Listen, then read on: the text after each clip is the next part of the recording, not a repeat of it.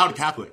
And welcome to HowToCatholic. My name is Tony, and I still don't have anyone on the podcast with me today, but that's okay because I'm planning on hopefully getting someone to be on with me next week. But I thought, for consistency's sake, let's just do a podcast night because these are honestly kind of fun to do, and it's better than me sitting at my computer writing stuff all day because I actually need to have social interaction except the fact that I'm talking to my computer right now and not an actual person.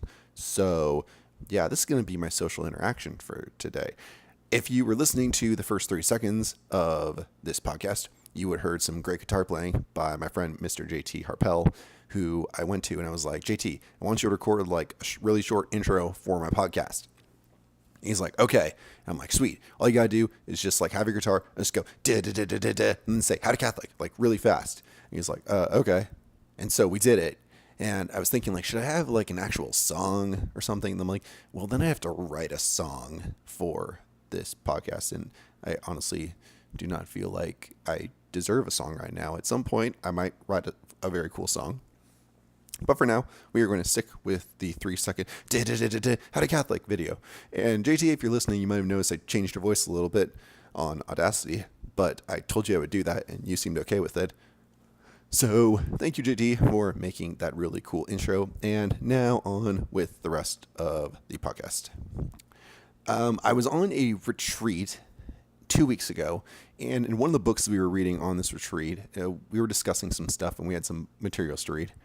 One of the books I was reading kept mentioning the word neighbor, like seriously over and over again. This one section we were reading, there was neighbor, neighbor, neighbor.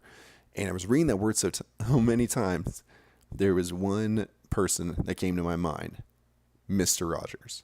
Mr. Rogers came to my mind while I was on this retreat, and I was telling people in my group that like they kept saying the word neighbor. I kept thinking Mr. Rogers, and they laughed. And I wanted to talk about Mr. Rogers because really I think he's such a cool guy, and I hope everyone who's listening has heard of or definitely seen Mr. Rogers, or maybe even grew up with his show, because for a while I did. But for people who for some reason don't know who Mr. Rogers is, I'll give you an idea. Mr. Rogers, he had a show on PBS. If you don't know what PBS is, it's the show that, well, it's the channel that you watch when you don't have cable, and that's literally the only thing that you can watch on your television. And that's what I grew up with. I grew up watching PBS and Mr. Rogers and Sesame Street and all those fun shows. And Mr. Rogers was such a cool guy, and I think that there's so much we can all learn from him. I found this video a while ago. It was a Vlogbrothers video done by John Green for Mental Floss, and he was talking about 35 things you didn't know about Mr. Rogers. I'll put it in the link description, but there's so much cool stuff about Mr. Rogers, and even though he was actually a Protestant minister, there's some really cool stuff that we can all learn from him and apply in our Catholic lives. So I'm just going to go through 3 quick things about Mr. Rogers. The first being is that Mr. Rogers, above all, he listened to people. It didn't matter if they were adults or kids. Anyone who stopped by his show, anyone who was, whether he was going through some sort of factory or he was just talking to a kid who stopped by to visit, he would listen to them. And he would also teach them. He would try and explain things to people, but he didn't, try and be over assertive or dominant in any way. No, he was loving and he was gentle and he was kind. And that's what we loved about him, is that he was such a kind, gentle soul. He was a great teacher. He loved meeting people. He loved talking to people. If you listen to John Green's video that I just mentioned, you'll see that there's so many instances where Mr. Rogers goes out of his way to make other people feel welcome. Apparently, he responded to every single piece of fan mail that ever came to him, and I'm imagining he got a lot of fan mail. So what does this have to do with our Catholic faith? Because really what he's doing there, he's exemplifying what Jesus tried to do when he was walking around and preaching to people. He was listening to them. He was with the people, listening to their concerns and their problems. And he would go and he would speak to them and speak gently and kindly. and lovingly to the people. I mean, there are a couple instances where Jesus would listen to the elders, and sometimes he would be, "Hey, you're going somewhere. You are actually listening to what I'm saying, and you are actually really close to the kingdom of God." And sometimes he didn't literally mean they were close to the kingdom of God, but he was always encouraging and always loving to everyone who ever came to him. And Mr. Rogers does that, or he did that so very well in his show. The second thing is that Mr. Rogers loved people just the way they were. He loved people, like I said.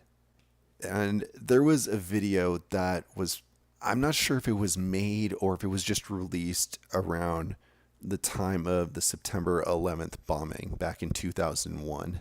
But this video kept going around of Mr. Rogers, and he was talking to the people, to the grown-ups who had watched his show when they were growing up, and the kids who were still watching the show. And he was saying, he was being encouraging and loving. And he said, "I love you just the way you are." And really, that's what people really need to hear. We live in a society where you're told you need to be and act a certain way.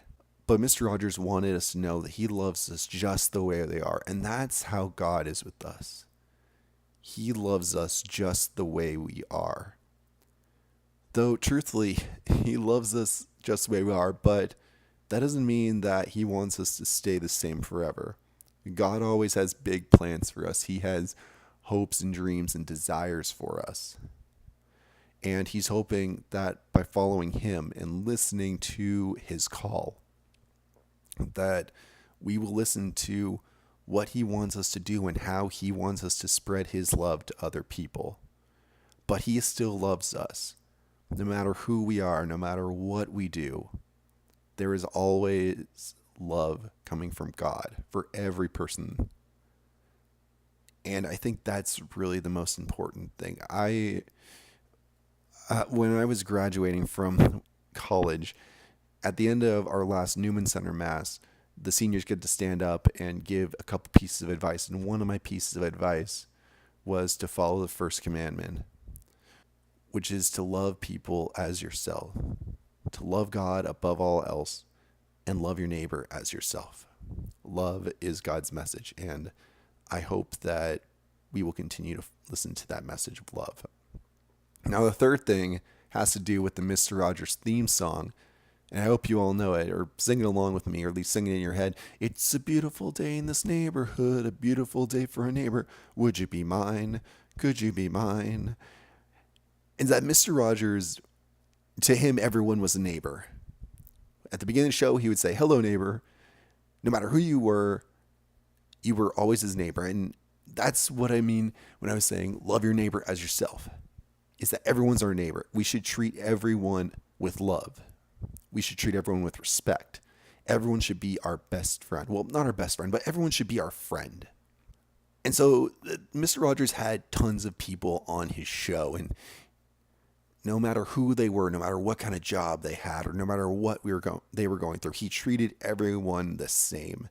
One of the great stories that I heard about Mr. Rogers is that he was at an executive party for the people at PBS, and he heard that his limo driver apparently was sitting out in his limo in the cold, and he said, "Well, bring him up." And so the limo driver got to go and hang out with all these PBS executives because Mr. Rogers wanted him to. And then on the way back, Mr. Rogers asked to sit in the front seat with the limo driver. And when he heard they were passing by the limo driver's house, he actually asked to go in and meet the limo driver's family. And they had a party, and Mr. Rogers was playing piano for them, and the neighbors came over, and it was awesome. So really, that's what Mr. Rogers wanted people to always remember, is that we are all neighbors. We are all connected.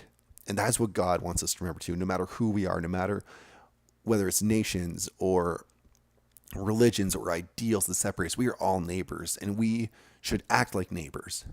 We should be loving and caring for one another, because that is what God wants us to do.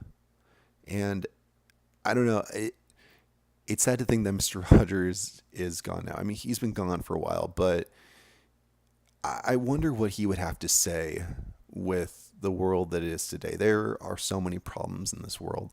And yet I think he would continue that same message, that he loves us and that he loves us just the way we are, and that he wants us to all be neighbors. That's what I got to say about that. And Mr. Rogers, rest in peace. You are awesome. We're going to take a quick break, and we'll be right back. And welcome back to How to Catholic. This is Tony. Now, for the next part of this podcast, I want to talk about anime. A specific anime, actually, and I'd like to give a review of this anime. Now, I normally do anime reviews on my blog, catholicbadass.blogspot.com, but I thought this anime deserved a more, where I could talk it out, because this isn't usually when I write about an anime on my blog. I want to write about animes where I'm like, here, go watch this. This is a good anime, and I recommend people enjoy it. And usually the animes that I write about, there's something that anyone, regardless of how many animes they watch or what kind of animes they watch, could sit down and enjoy, knowing full well, however, that it is anime and weird stuff always happens in this particular genre of media. It just kind of goes to the territory. However, this is an anime that I'm not going to recommend that you watch. If you want to watch it, go ahead. I'm not going to stop you. It's kind of like Game of Thrones. I'm not saying, well, don't watch it. But if you should watch it, you should know what you're getting into. That's what I talked about last week. But I watched it and I'm like, this is not that great. Like, this anime is not that great, but I want to keep watching it. And so I'm going to talk about it because I feel like it does deserve some mention. Okay, actually it's two animes, but it's, you know what, I'll explain it later. The anime that I want to talk about is called Genesis of Aquarion, or just Aquarion. Let's start with the plot. So 12,000 years ago, in this alternate Japanese, I guess, universe, these creatures called shadow angels, which some of them look humanly with wings, others look just really, really creepy and weird. They appeared on Earth and they started killing humans for fun. Like, there's no other reason for it except they enjoy it. And then there was this one shadow angel named Apollonius who fell in love with a human named, I'm gonna say it wrong, Selene. I think that's it. That's probably it. Fell in love with a human, and he turns on the shadow angels and he starts fighting them using a giant robot that they find called Aquarion. And they both die for some weird. Well, they don't die. You'll see. Anyway, 12,000 years later, the shadow angels are back, and they start abducting humans for some weird reason. But there's this organization called Deva that is finding young teenagers, because really, why is it always the teenagers? They can't hire professional people who are old and mature and responsible to be in these mechs. It's always teenagers. But anyway, they find these teenagers who for some reason have special magical abilities, and they train them how to use Aquarion and fight back the shadow angels. And honestly, they're pretty bad at their job. Like, usually in a mech anime, the mech will run amok and destroy some stuff, but they'll never actually win.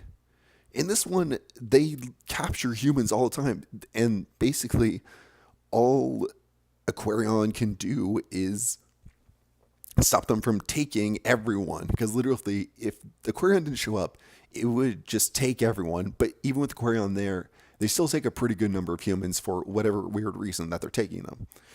Anyway, enter this guy named Apollo, who finds himself in working for Deva through some reason that you'll see in the first episode. And it turns out that some of the people, including Apollonius and his human lover, reincarnated 12,000 years later, because it's anime. So there's reincarnation, apparently. And people are like, oh, he might be Apollo, but everyone's like, and some people are like, no, it's this other guy who has white hair, the same color as the bad guy in the anime, that is Apollo, the good guy. Anyway, enough about the plot. Anyway, giant mech fights, that's what happens pretty much every episode. Now, what I didn't like about it is that it's super repetitive and just it's kind of weird over time.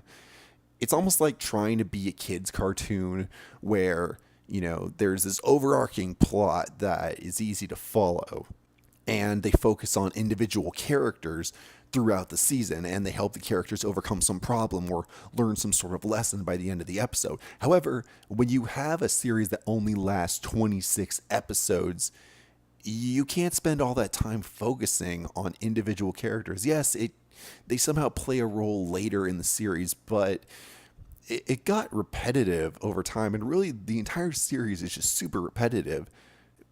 I don't want to go into how repetitive it is, but you could literally watch 3 episodes and understand the entire rest of the plot. Yes, there is kind of a twist at the end of the series, but it's not that much of a twist, honestly.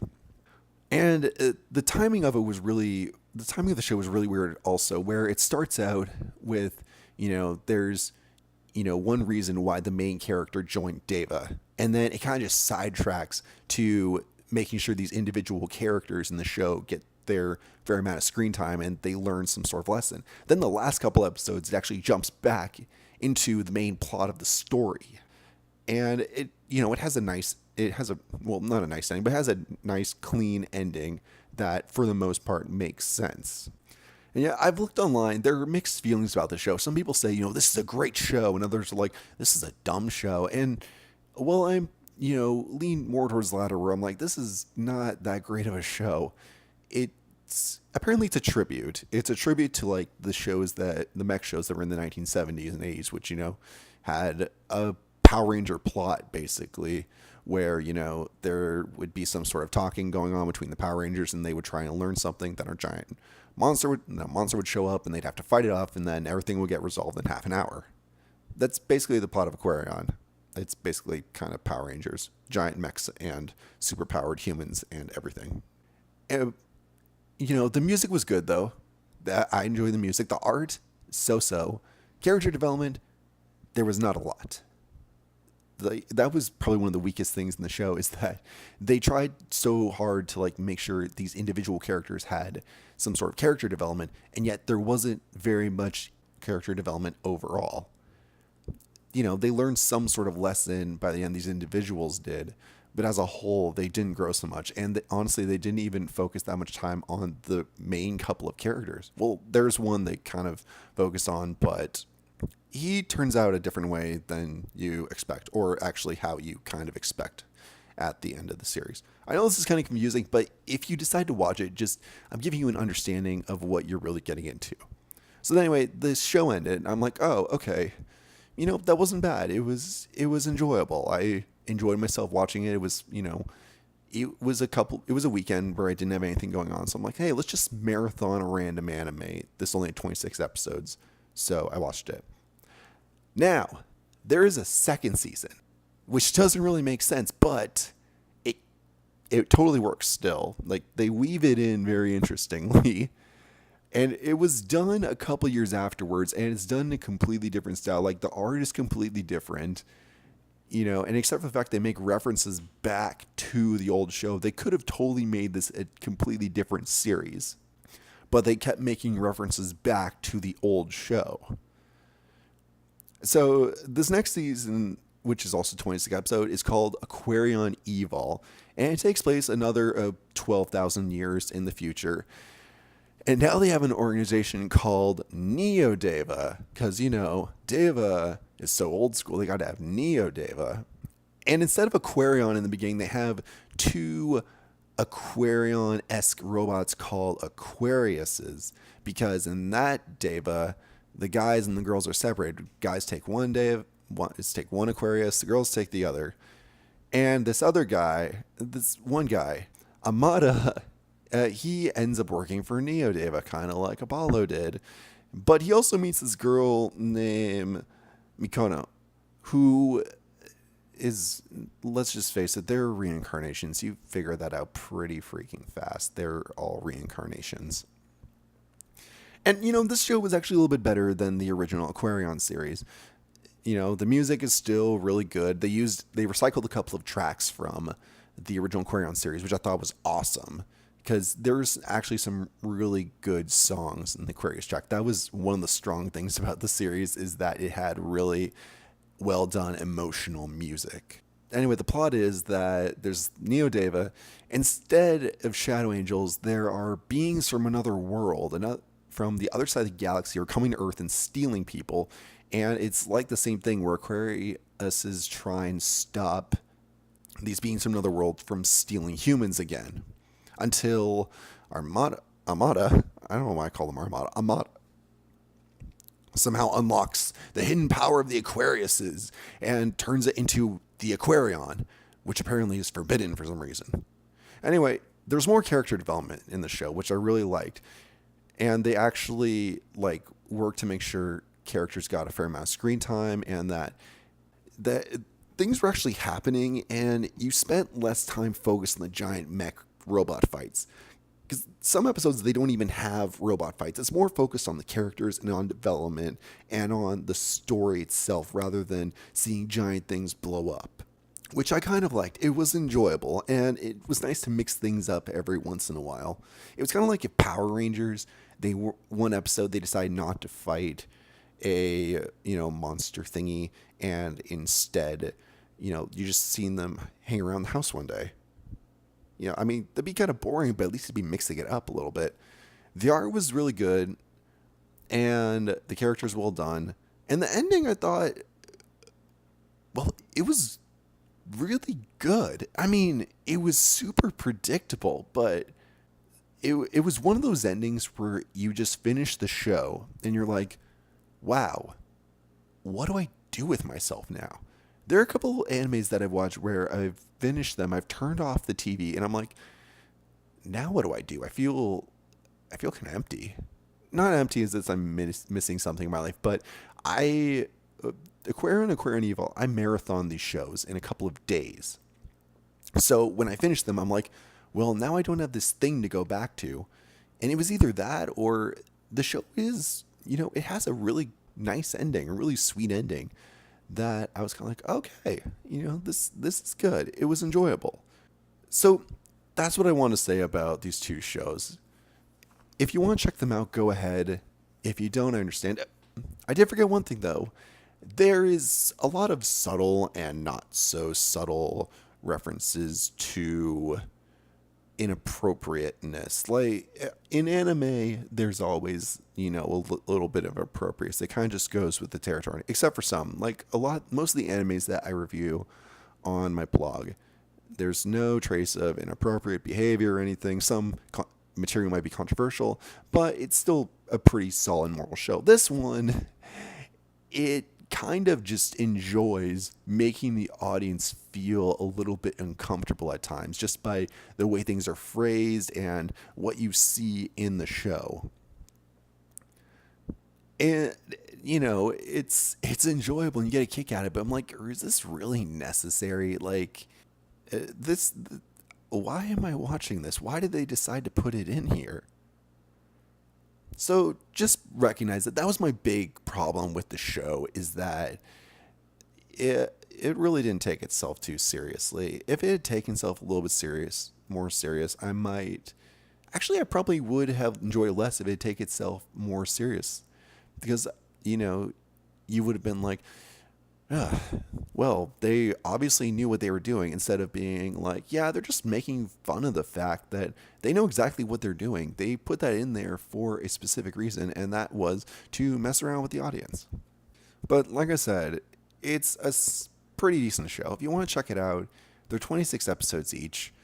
They're enjoyable. Just if you have a weekend where you're doing nothing and you just want to kick back and enjoy something, go ahead, watch it. I honestly don't see a reason not to, unless you're super uncomfortable by what I'm just talking about. Or you could also go online and check out trailers and other reviews, and my anime list has people posting things about whether you should watch it or not. But in the end, like everything else, it's up to you what you want to watch. And that's what I want to talk about. I want to talk about this anime, not write about it, because I don't want to fully recommend it to people, but I just want to put it out there that, it's a good way to kill a weekend. So that's going to be it for me today. I ranted on that for a pretty long time, and hopefully some of it made sense and you understand what I'm trying to say with this review of Aquarion and Aquarion Evol. But with that, I am going to sign off for the night. Be sure to check out my blog, catholicbadass.blogspot.com, for further updates. And hopefully next week, I'm going to start having people on this podcast with me. Pray that will happen. Good night, everyone.